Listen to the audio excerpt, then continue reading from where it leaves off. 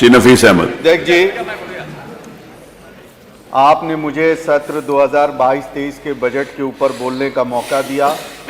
आपका तहे दिल से शुक्रिया अदा करता हूं और साथ ही साथ मैं अपने क्षेत्र गोपालपुर की महान जनता का शुक्रिया अदा करता हूं कि उन्होंने अपनी आवाज़ को बुलंद करने के लिए मुझे यहां तक भेजने का काम किया। साथ ही साथ जब कल बजट पेश हो रहा था तो मैंने ये देखा कि माननीय वित्त मंत्री जी ने बहुत लंबा चौड़ा बजट पेश करने का काम किया, लेकिन जब पिछले सत्र का हमने बजट उठाकर देखा तो पिछले बार भी ये कहा गया था कि ये अपने इतिहास का सबसे बड़ा बजट है, लेकिन खर्चा जो करना चाहिए था वो खर्चा नहीं हो पाया। साथ ही साथ मैं कहना चाहूँगा, नीम के रस में मिला जब जहर तो मीठा हो गया, नीम के रस में मिला जब जहर मीठा हो गया, झूठ इस कदर बोला कि सच्चा हो गया, इतना सच बोल कि होठों का तबस्सुम ना बुझे, रोशनी खत्म न कर आगे अंधेरा हो जाए।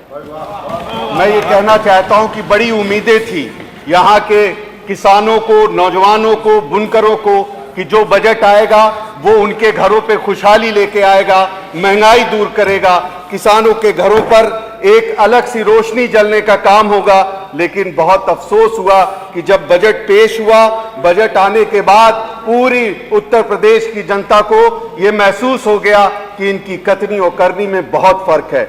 मैं कहना चाहता हूं कि जिस क्षेत्र से मैं आता हूं, मेरे क्षेत्र में सबसे ज्यादा गन्ना पैदा किया जाता है। गन्ना किसानों के भुगतान की बात होती है, माननीय अध्यक्ष जी, भुगतान का तो डाटा पेश कर दिया जाता है, लेकिन वो डाटा नहीं दिया जाता जो गन्ना किसानों का अब तक बकाया हुआ है। मेरे क्षेत्र के गन्ना किसानों का अभी तक गोपालपुर विधानसभा का गन्ना किसानों का बकाया है। साथ ही साथ जब वो मेहनतकश किसान अपने खेतों की तरफ बढ़ता है तो उसकी नजरों के सामने से छुट्टा जानवर उसके खेतों को रौंदने का काम करते, उसकी खून पसीने की जो फसल है उसको बर्बाद करने का काम करते हैं। कहीं तो ऐसा बार बार घटनाएं हो जा रही हैं, उनको जान गंवानी पड़ती है। हमने तो ये सोचा था कि जैसे हमारे नेता माननीय अखिलेश यादव जी ने दुर्घटना बीमा को 1 लाख से 5 लाख कर दिया, हम सोचे थे कि किसानों के हित में करने के लिए ये 5 लाख से उसको 10 लाख करने का काम करेंगे, लेकिन आज तक